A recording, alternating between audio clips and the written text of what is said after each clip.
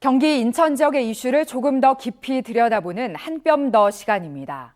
문화재인 경기도 김포 장릉 인근에 제대로 된 절차를 거치지 않고 아파트를 짓다가 공사 중단 명령이란 철퇴를 맞은 검단 신도시 아파트 소식 여러 차례 전해드렸는데요. 지금은 어떤 상황인지 먼저 유승열 기자가 보도합니다. 2년 전 생애 최초로 신혼집 실거주 목적으로 인천 검단 신도시의 한 아파트를 분양받은 박영민 씨. 기쁨도 잠시 분양받은 아파트가 김포 장릉의 경관을 훼손한다는 이유로 공사가 중단되자 밤잠을 설치기 일쑤입니다. 많이 속상하고 좀 당황스러운 상태고요. 내년에 입주가 7월인데 이제 전세 만기가 8월이거든요. 그래서 이거 어디 갈 데도 없고 어떻게 해야 되나 좀 지금 불안한 상태예요. 박 씨의 아파트를 비롯해 법원에서 문화재청의 공사 중단 결정을 인용한 아파트는 2개 단지 12개 동 1,900여 세대에 이릅니다. 이들 아파트는 내부 공사를 중단한 채 조경과 토목 공사만을 진행하고 있는 상황. 이 공기도 차질이 굉장히 심각한 거죠. 그렇죠. 아무래도 차질이 있죠. 반면 공사 재개 결정이 내려진 인근 아파트에선 화물차가 드나들고 승강기가 오르내리며 마무리 공사가 한창입니다. 이 아파트는 외관 색채 등을 김포 장릉과 어울리게 변경하는 등 최대한 문화재와 조화를 이루게끔 공사를 변경해 진행할 계획입니다. 이번 초유의 사태에 대해선 문화재청과 인천 서구청, 김포시의 부실행정이 만들어낸 합작물이란 지적입니다.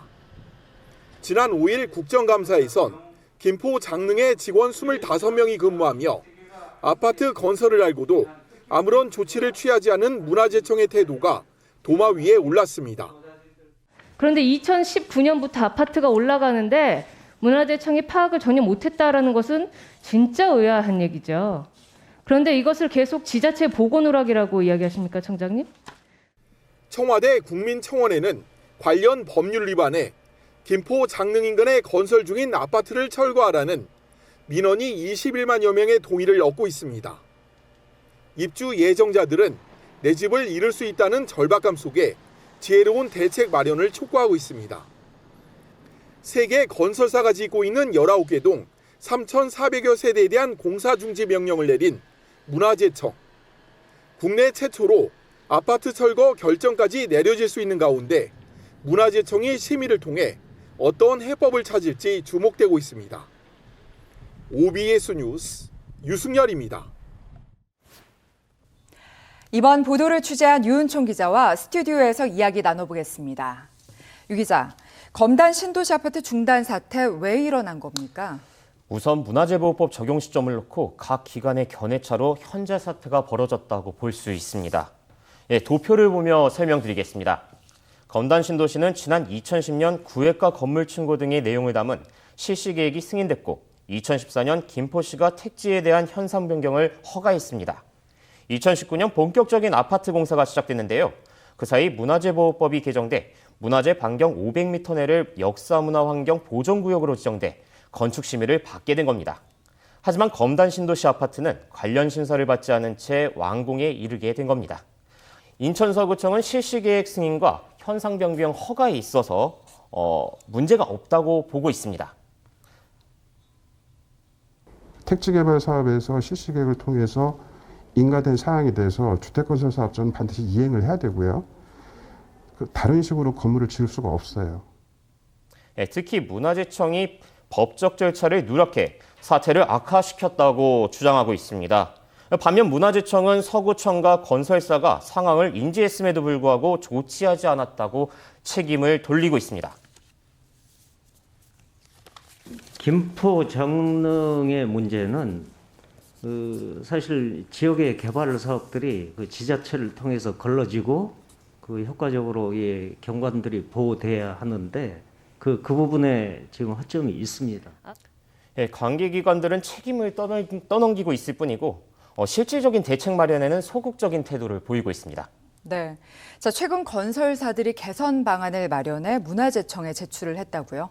지난 11일 해당 건설사 3곳이 개선 방안을 마련해서 문화재청에 제출을 했습니다. 골조 공사를 이미 마친 상황이라 철거 또는 층고를 낮추는 절개 공사를 피한 개선 방안을 마련한 것으로 알려졌습니다. 대신 건물 색상을 바꾸거나 지붕에 기와를 얹히고 나무를 심는 등 전통적인 방안을 내놓은 것으로 전해졌습니다. 문화재청은 이를 토대로 이르면 이번 달 재심의를 열 계획입니다. 그렇다면 재심의에서는 어떤 결과가 나올 것으로 예상이 되고 있습니까? 대규모 건축물이 완공 단계에 적발된 것은 이번이 첫 사례입니다. 그렇기 때문에 문화재청 내부적으로도 처리를 놓고 고심하고 있는 것으로 알려졌습니다. 일부 개선 조치를 넣은 현상 유지로 또는 철거 중 하나를 택할 것으로 보입니다.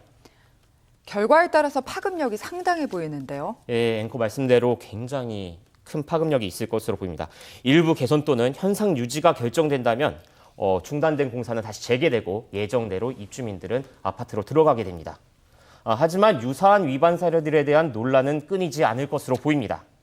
특히 김포장릉이 유네스코 세계유산에 일괄적으로 등록됐기 때문에 조선왕릉 40기 중 하나라도 이 경관이 훼손된다면 세계유산 지위를 상실할 수도 있습니다. 우리나라 왕릉이 대부분 다 앞산에 어떤 그 바라보는 산이 있어요. 향응하는 산. 그 산이 이제 계양산이라고 보면 지금 보면 그걸 완전히 끊어버린 거잖아요. 그러니까 쉽게 말하면 역사의 맥을 끊어버린 거예요. 예, 실제 영국 리버풀 워터프론트 항구는 대규모 개발로 인해서 역사적 가치가 훼손됐다고 해서 올해 세계유산에서 제외됐습니다. 네. 재심의 결과 만에 하나 철거가 결정된다면 이 철거 과정도 간단치 않아 보이는데요. 예, 첫 사례인 만큼 문화재청에서는 본보기로 강력한 조치를 내릴 가능성이 큽니다. 예, 현재 공사가 중단된 아파트 12개 동은 철거 절차에 밟게 됩니다. 내년 6월 입주를 앞둔 1,900여 세대의 보금자리가 사라지게 되고요. 그리고 수분양자와 건설사가 입을 피해는 약 1조 원으로 추산되고 있습니다. 법적 절차에 따라서 당첨이 되었기 때문에 행정관청의 어떤 이 행정 미비로 인해서 이 손해배상 문제가 발생할 수도 있다, 이렇게 봐야죠. 예, 상당한 재산 피해가 발생하기에 대규모 법적 분쟁으로 번질 가능성도 높습니다. 네, 좀 늦었지만 앞으로 또 이 같은 문제가 발생하지 않도록 대책을 미리 마련하는 것도 또 중요하겠는데요. 예, 전문가들의 의견은 굉장히 분분한 상황입니다. 그래도 공통적으로 나오는 이야기가 있습니다. 보존구역에 대한 불명확한 기준, 그리고 문화재청과 해당 지자체의 불협화음은 최소한으로 만들어서 반드시 개선해야 된다고 얘기를 하고 있습니다. 그리고 기관 간 체계화된 감시관리 시스템을 마련해서 또다시 이런 일이 재발되지 않도록 해야 한다고 한 목소리를 냈습니다. 네, 자, 귀중한 세계 유산도 지키고 수분양자 피해도 막는 합리적인 해결책이 나오길 또 기대해 보겠습니다. 오늘 말씀 잘 들었습니다. 네, 감사합니다.